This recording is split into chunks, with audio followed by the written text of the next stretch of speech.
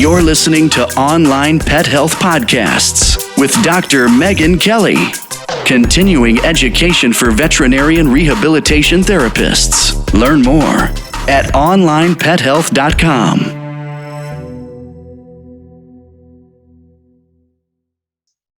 Hey Vet Rehabbers, you're listening to the Veterinary Rehabilitation Podcast, and I'm your host, Dr. Megan Kelly. And today, in another one of my Behind the Vet Rehab practices, I'm joined by Suzannah Povey-White from PW Equine Physio. She's based in the UK. Thanks, Suzannah, for joining me. No problem.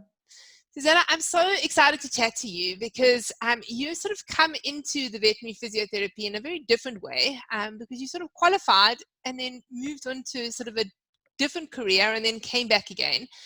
So won't you share with the listeners how you first got into equine physio and what the reason for your sort of change in profession was and then coming back again? So I have quite an unusual career path. I did my degree in equine science when I was in my early 20s at a local agricultural college, which I absolutely adored. Being a horsey girl, that was quite academic. I didn't want to go into just, I'm not a talented enough rider. I didn't want to just go into the usual grooming, the muck moving career. So I went to university with high hopes that I would, leave university and some wonderful company would offer me a job. But as we all know, that's not how the world works. So I graduated in 2002. And then ended up working in a charity. I think was my first job, doing charity treks. So I used to do all the admin, all the fundraising for people that were going to go and do like the trek Machu Picchu and climb Kilimanjaro, etc., etc. And from there, I went to work for the Girl Guides, and that was my first marketing job, which was incredible. I worked in the middle of London, right opposite Buckingham Palace. I was mentored by this terrifying but amazing matriarchal woman called Susan K. Williams, and she inspired this love of PR and marketing in me. And I had some of the most incredible opportunities. I ran the Take Your Daughters to Work Day, which I don't know whether you have in South Africa, but we have, it's owned by the Girl Guides, and it's about inspiring young women to have good careers, and just that there are more opportunities open to them than becoming teachers and nurses. Hopefully the world has moved on slightly since then. That was 15 years ago. So I spoke at the top of the BT Tower to school children. And bear in mind, I was 24 at this point. I spoke in the foyer of PricewaterhouseCoopers to all of these finance people who the women had brought their kids into work to show them about women going into finance. So that was amazing, and that's when my marketing career kicked off. And then I kind of from there, very boring events stuff, working in trade events, ending up working in Dubai for a company called Informa, running their it's the second biggest health exhibition in the world, called Arab Health, which is held in the World Trade Center in Dubai. I had my own horse when I was in Dubai, and the job was incredibly stressful. I was working 80-hour weeks, just burnout, and I just thought, what am I doing? I hate this. I hate being told what to do all the time. I hate not being my own boss. I hate not being with the horses. I want to be outside. And I stumbled across a course that I could do that was distance learning.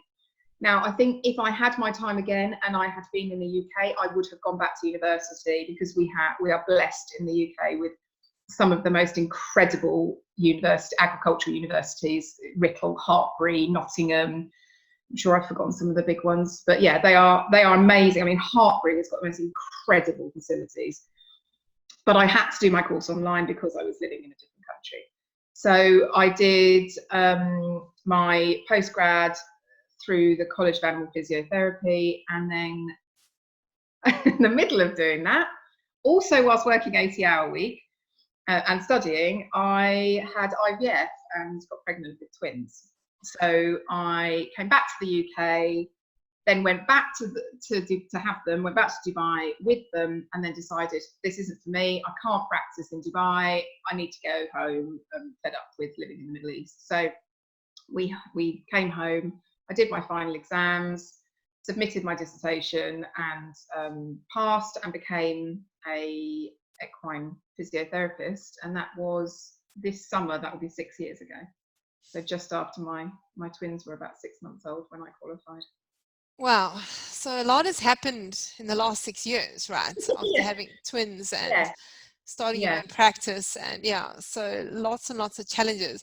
I mean, what's so interesting for me is the shift that you made, to the marketing. And somebody who's very passionate about marketing, because I also love all things marketing, blogs and things. I don't know what it is. And it's something I think that, obviously studying to be a vet, I never had contact with anything about marketing. And it's only really since I've been online that I've started to learn more and more about marketing that I realized that I really love it.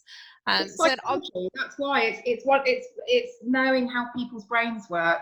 So if you're a bright person and you can understand patterns of behavior, that is all marketing is. That's it. It's predicting what people want. And it's changed so much. So and I'm sure you'll ask me about it in a bit, because I now run my own marketing and events company. But when I was marketing full time, you used to be able to go online and Google vets.excel, and you would literally be able to find spreadsheets of vets with their personal details, their personal email addresses, and their personal mobile numbers, and you would literally just suck it out of the internet and put it in your email server, and you would have access to whomever you chose.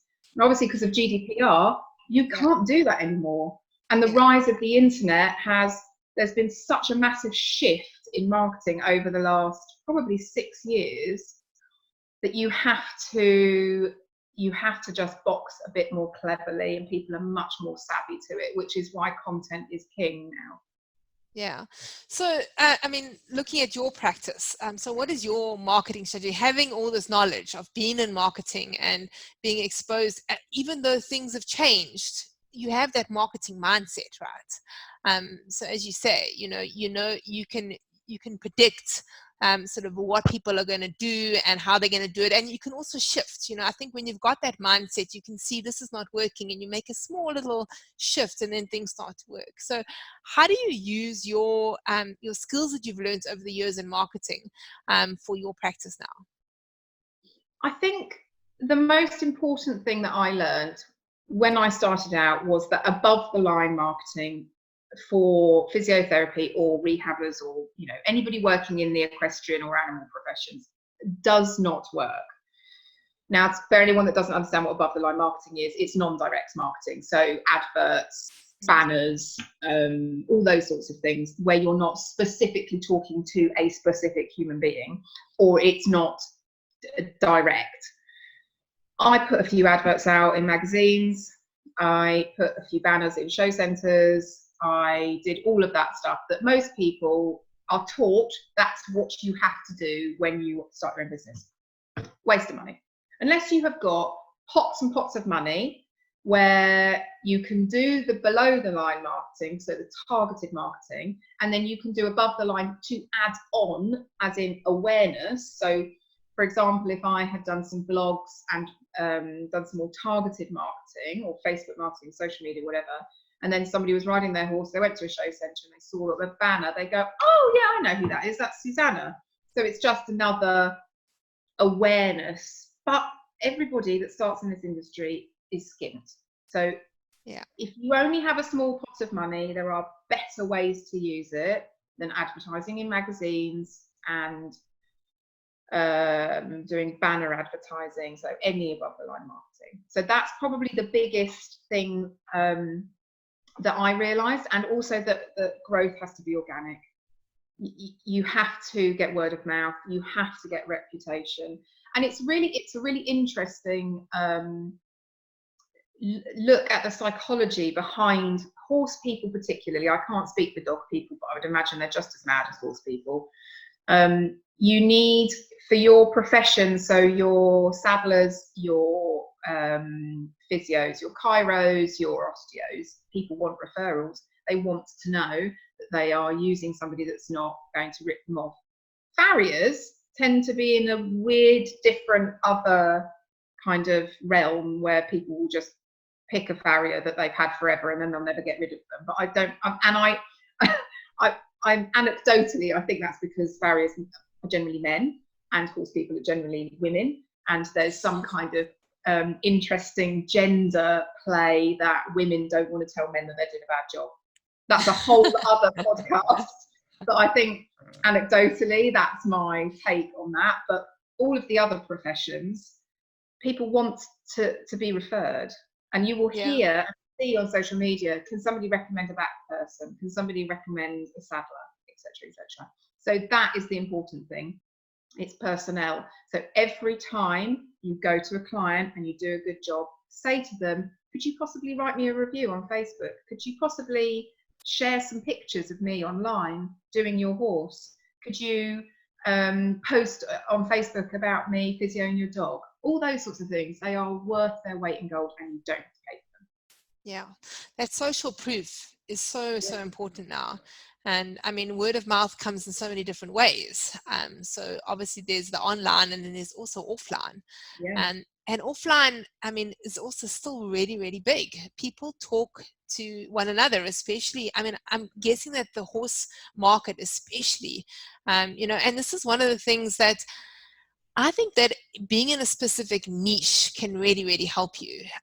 So like, you know, obviously there's small animal and equine niches that's sort of more broad, but you know, or I was chatting to a vet rehabber who wants to sort of make her mark on the equine world, and I said to her, you know, what about actually like really niching down? So like actually treating kids performance horses, so children and junior horses that are so like younger kids, and actually creating content specifically for them and specializing in that, because you know, then there's a way then for you to be able to actually target those people. So like when you talk about direct response marketing, you actually have a young person, you can target them on YouTube or all the places, Instagram, wherever they are.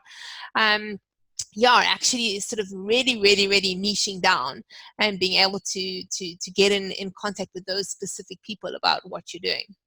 Well, I've kind of done that with eventing, because I would like to call myself an eventer, but anyone that knows me knows that I haven't actually really had my own horse for about 3 years, and before that haven't competed since I lived in Dubai. So we're going to use inverted commas when I call myself an eventer. So everybody in the area that events, I know. And they know me because I go to events. You know, even if I have to drag my children along, we go out and we go eventing. I make a real effort to go to any events that vets are having, so people see me. I engage online with different, you know, like local Facebook groups, sometimes to my detriment because I have a big mouth and lots of opinions, which we can talk about in a minute. And the biggest thing that changed my business was getting sponsorship of 2 people who have literally revolutionized my business. So I chose, and I hit the zeitgeist just at the right time. I chose a local grassroots eventer who I won't mention because he will get big-headed if I say his name, but anyone knows exactly who it is. And he is a ridiculous human being and does loads and loads of ridiculous stuff online, but people love him and engage with him massively. And he posts about me all the time, and it's just been brilliant. So you sponsor him? Yes. Yeah. So do you? For free.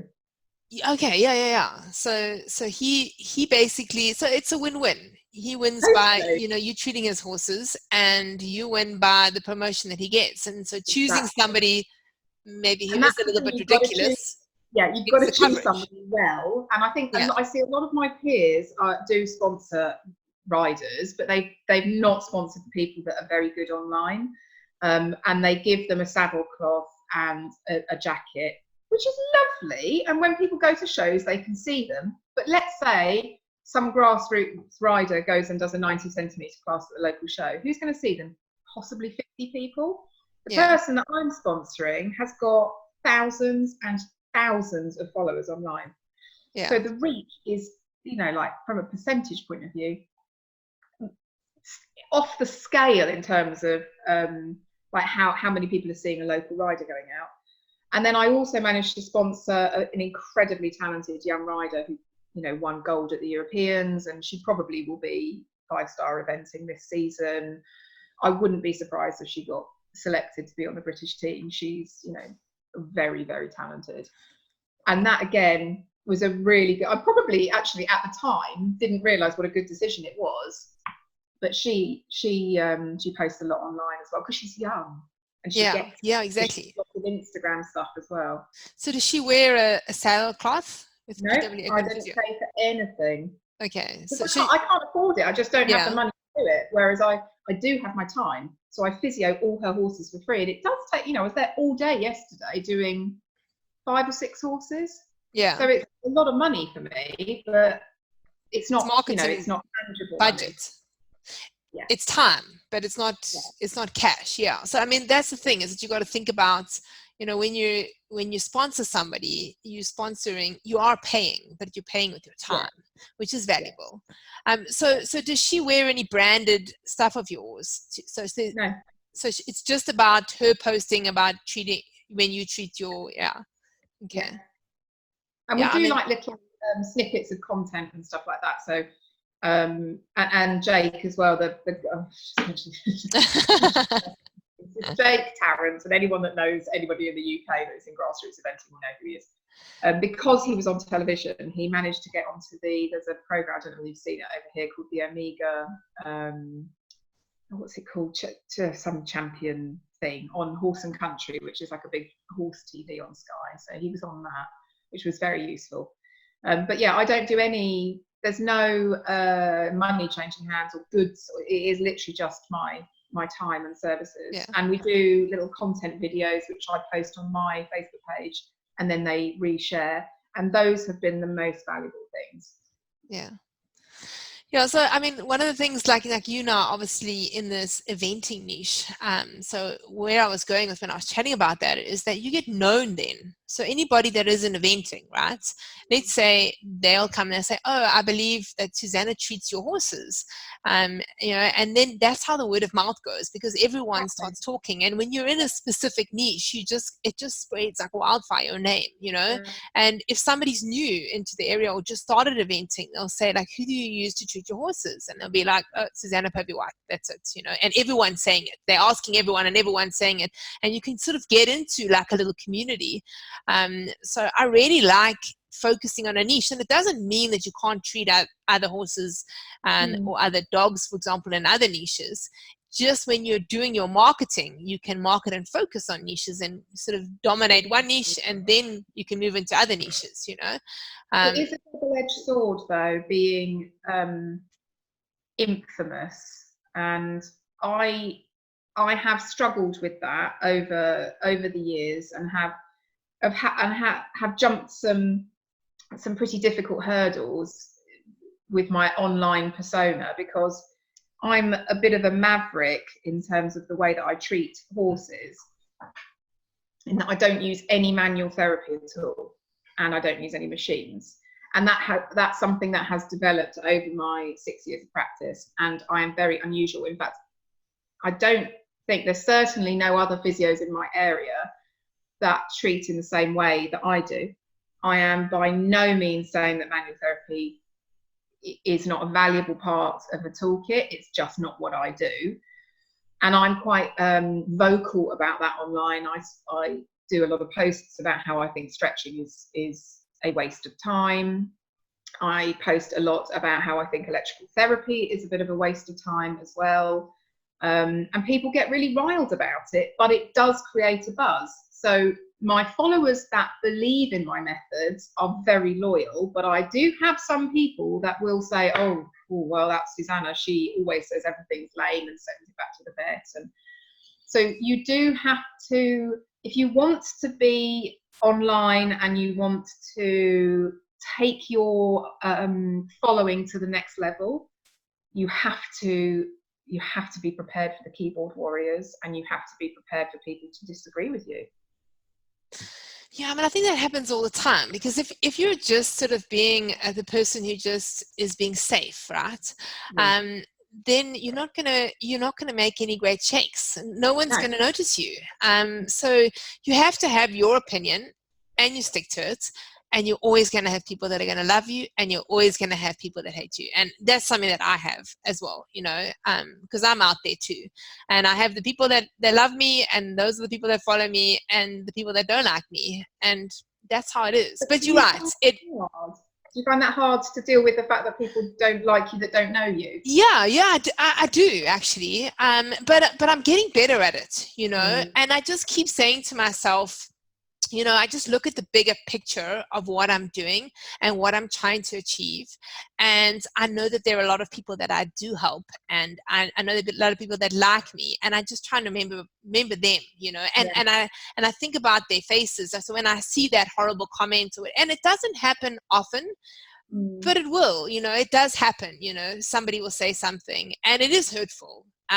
But you got to just sort of put this sort of a coat around you and just let those sort of comments just bounce off you, and try not let it affect you. It's easier said than done. If you do have that kind of thing that happens to you online, it's gonna tweak a little bit in you. And as much as you say like it doesn't bother me, it does.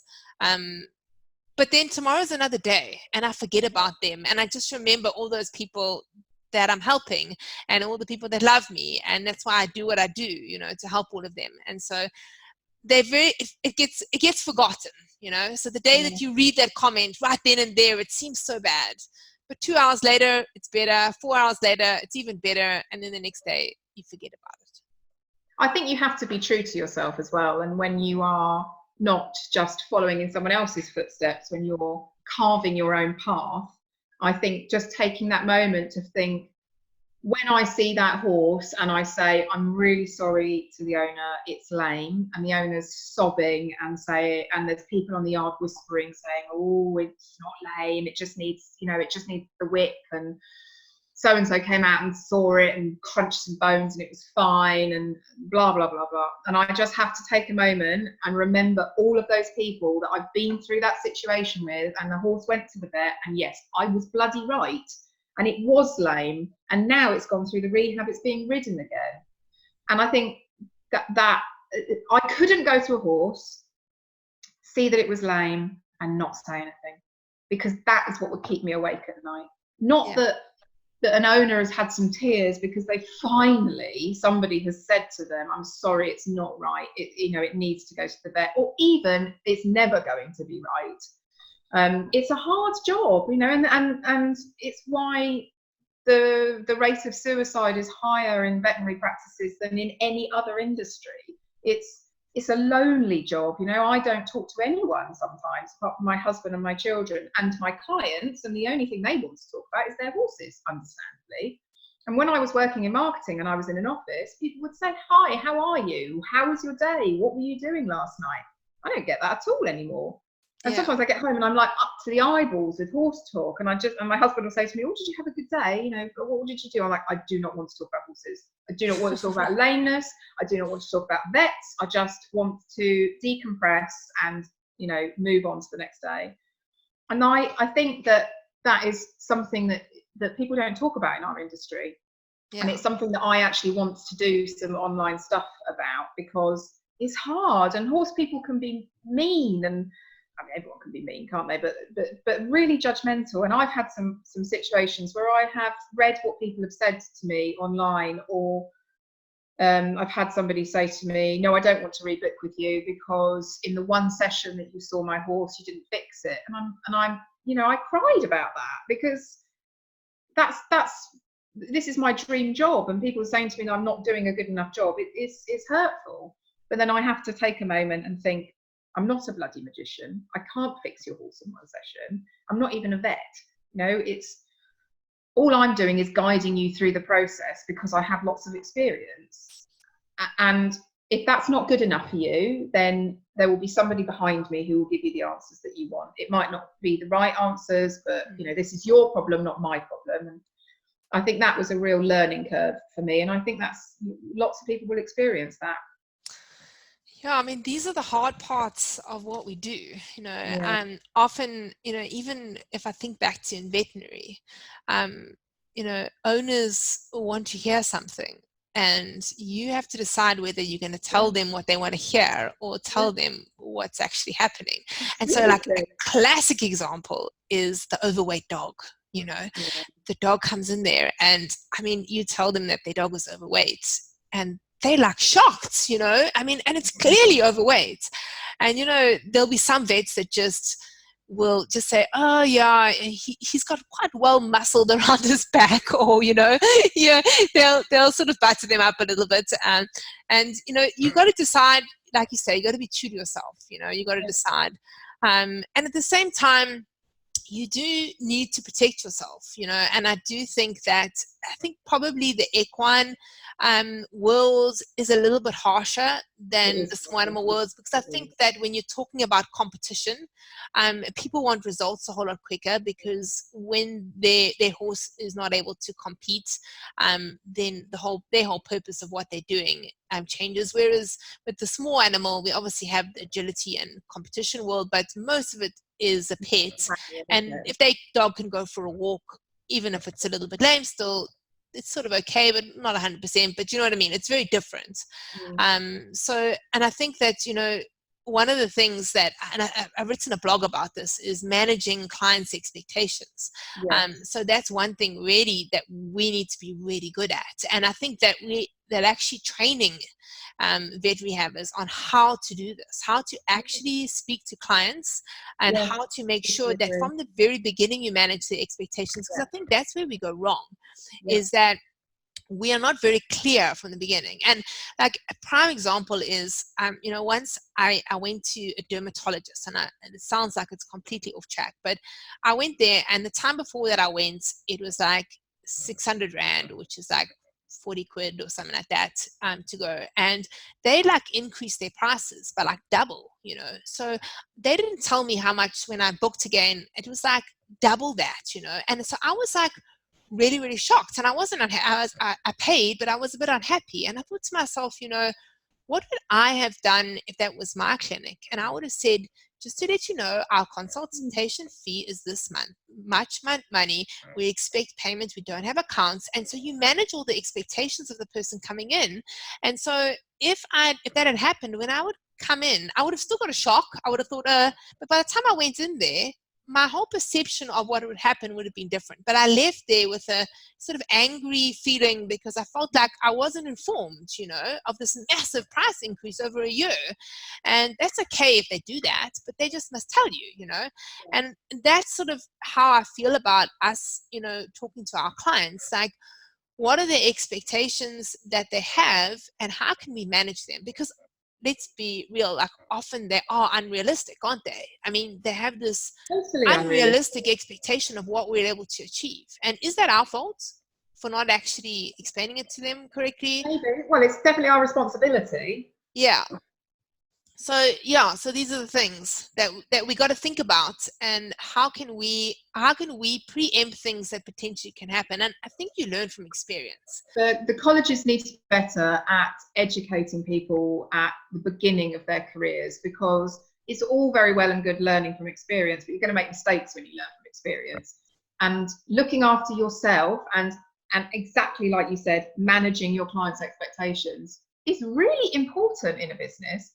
So when I go to see a horse for the first time, I will explain to them what I do, because if they're expecting somebody to come along and put a TENS machine on a horse or ultrasound it, it's not going to happen. If they're expecting somebody to pull some legs around, shunt some stuff around and release a few muscles, it's not what I do. I use movement in my therapy, so I use a lot of training, but the first thing I do is eliminate pain. So yes, I probably will have to talk to your vet about it at some point, and you may well get referred back to the vet. So I tell them all of this in the beginning, but I have learned that through bitter experience. And that was exactly the thing that I was talking about, is that the woman that phoned me and said, I don't want to use you again because you fix my horse in an hour. You can't do that. Although, maybe that's something that needs to be told at the colleges. But I think the quality of the education is what's important here. So at the beginning, when I was talking about the quality of the education in our universities, it's really good. And I don't know whether they have modules talking about that. I might not know the answer to that. But there are a lot of courses out there that are so poor that people are not even learning the current research on things like stretching and electrotherapy. They're just, they're being taught that a horse needs to stretch before and after work. And actually, current medical research is showing that stretching doesn't stop injuries. So people are still going out and teaching, telling clients that, because that's what they're being taught. So I think the quality of the education that you're going through kind of dictates what sort of therapist you're going to be. So maybe we as qualified practitioners need to be putting the thumb screws on the educational providers to stop pumping people out into the world, into the world of work, who don't know what they're doing. Yeah, I mean, it's a tricky one. I'm not sure about all the universities where you guys are based in the UK. So we have one sort of college here, and that's a 4-year degree. And I mean, so people basically come from school. And I must say, we've got a very, very high standard here. And one thing you were mentioning was sort of the business side of things. So they actually have a whole business module. And so one of the things, when you are a student, you don't really realize that you need any business skills. So all you're thinking about is learning about being a vet physio, right? You just like getting through your practicals, learning, and you go through all this business stuff. And I can remember, because we had a very small module in veterinary, it wasn't very good, but I mean, even the things that I did learn there, I wasn't even interested in it. I just wanted to learn how to be a vet, and it's only when you're thrown into this business side of things that you realize, well, you actually have to know how to run a business. And I must say, for the equine people, that is actually even more so, because you guys are often one-man bands, aren't you? You often come out qualified. Always. And yeah, and then you're like by yourself, and you are running your own practice, and you're mobile, and all the challenges, and driving a lot, so wasted time. So for those of you that are driving, you can just subscribe to the podcast, the Veterinary Rehabilitation Podcast, and you can listen to the podcast while you're driving. But you don't have, the driving is a lot of wasted time in actually being able to run your business. So then you get back and you've got notes and all the other things that you have to do. So I think one of the challenges is actually the people that have qualified, being sort of aware of where they are lacking in business, and just making sure that they keep up to date, or find courses, or learn more about the things that they can do to better their businesses. So and the marketing for me is such an important part, because without clients, what business do you have? What practice do you have? Yeah, it is important, and actually that leads quite nicely onto why I wanted to set up an offshoot to my my current business, was because it just isn't earning me enough money. And I'm used to earning quite a lot of money, being in the corporate world, and then I've gone from that to being a sole trader. Up until before Christmas, I was working 2 days a week in a cafe. And I've got a postgrad. It's crazy, because clients are hard to come by. I live in the southeast of England. There are hundreds of practitioners around. Some of them are brilliant. I mean, we have got some incredible physios, even, some incredible massage therapists, some incredible osteos, chiros. We're really blessed. We also have some real charlatans, some people that are working unlicensed, unregulated, uninsured, but because they're charming, they have a decent client base. But again, that's a whole other podcast. But I needed to supplement my income, and I thought, why am I not using my event and marketing experience to do something that I love? So marketing and events, but for horses.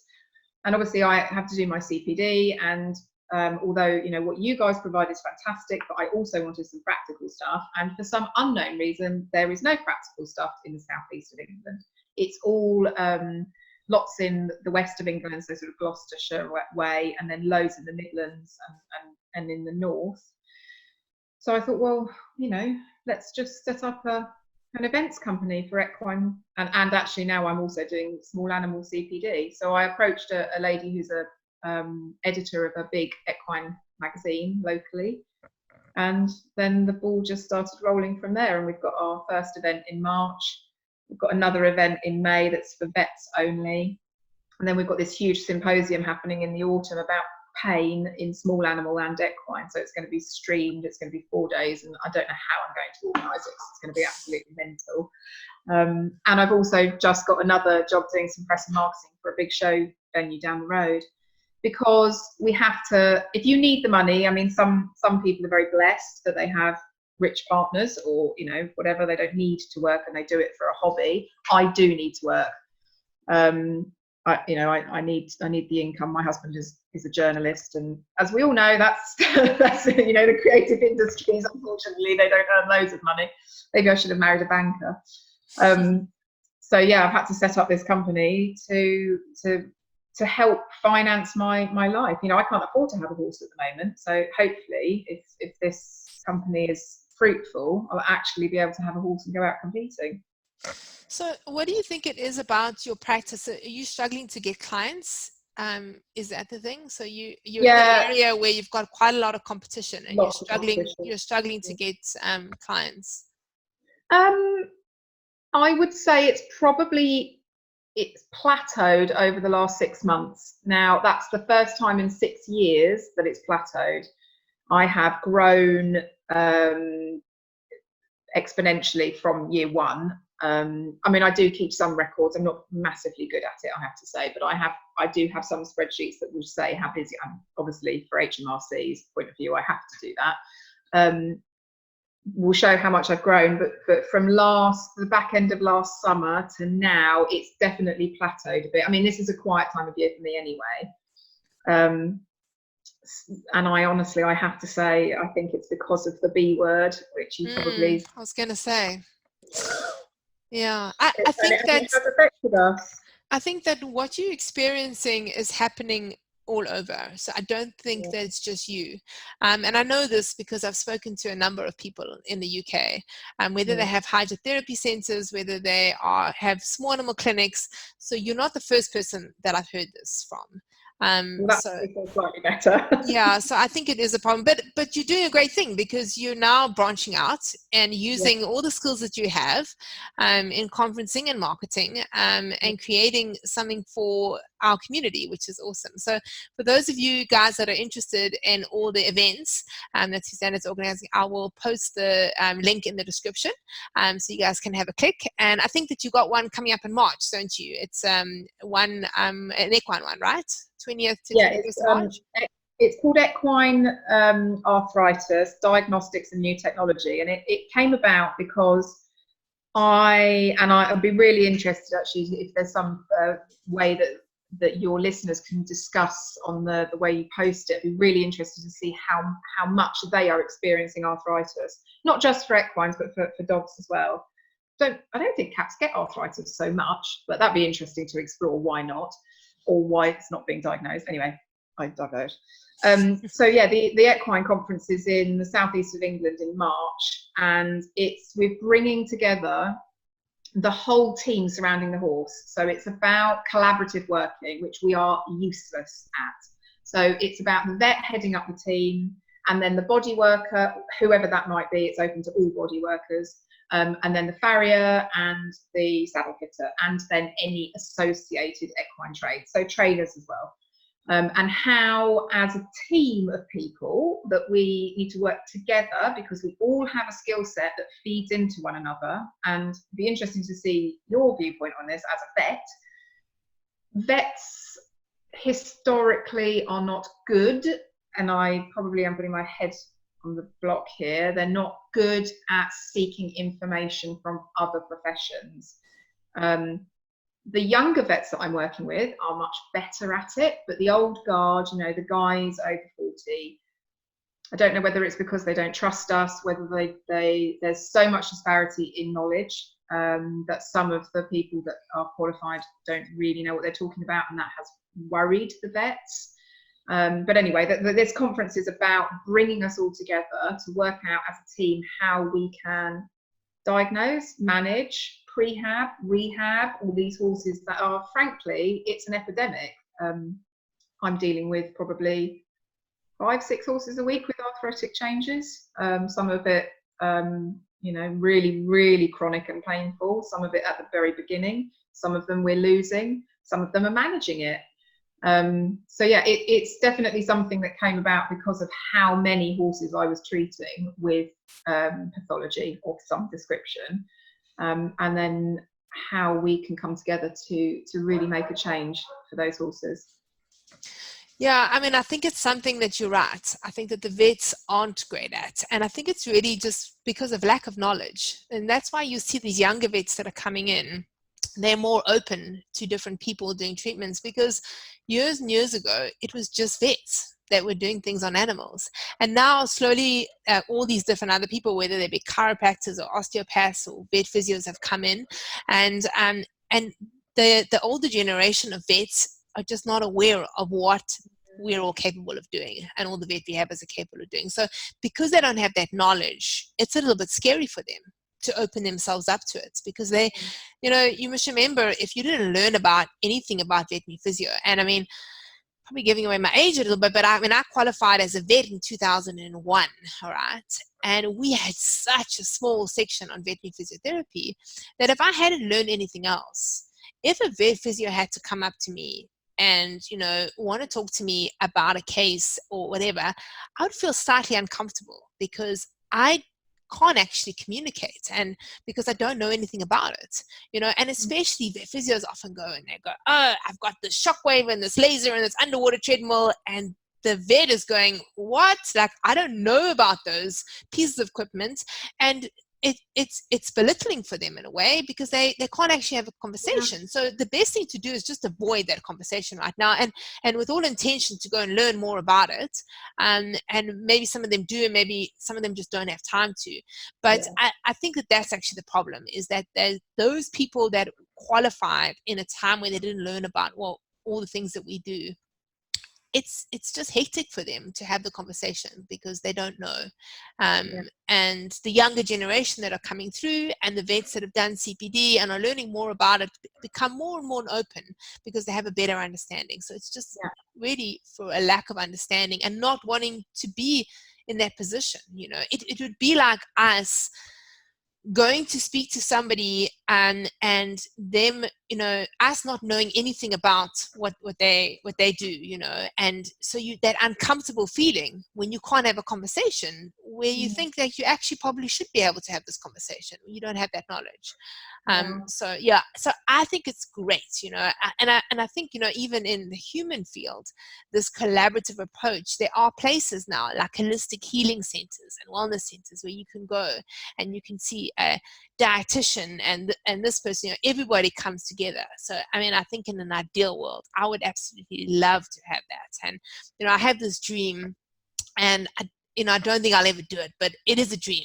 I wanted to open up the center where basically there are all these different practitioners, and the animal comes in and we all sit together, 8 of us, 10 of us, and like examine the animal, come up with this plan. And, the client's got endless money to be able to pay all of us. And but imagine the outcome. Imagine the outcome of putting all those brains together, and because everyone has a little bit to offer, and if you just do one approach, like the outcome, sometimes, yes, it's good, but imagine how much better it could be when you're putting all those brains together and actually, treating the animal as a whole. So I love the idea, and I think it's absolutely awesome. And, for those of you that are in that area, this is a conference and a day you guys must attend. I think that you're going to learn so much from all the other people, and that's what we try and do on Pet Health, is try and have lecturers from all different fields.